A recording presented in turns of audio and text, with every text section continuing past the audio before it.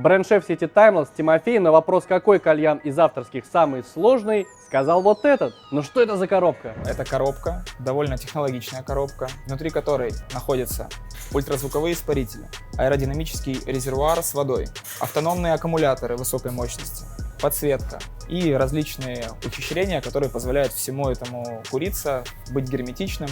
Это ведь камин полноценный. Как вы это сделали? Сколько вы это разрабатывали? Это действительно биокамин. Он работает абсолютно по тому же самому принципу. Мы с ним тесно подружились в ходе разработки. На нее у нас ушло около полугода. Седые волосы и около 8 прототипов. Мы обращались за помощью к специалистам по обработке металла, по сварке. То, что получилось в итоге, очень похоже на то, что мы задумывали. Сколько стоит покурить такой кальян? 15 000 рублей. Кстати, мне вкусно. Я не понимаю, что я курю, но это что-то пряное, правильно?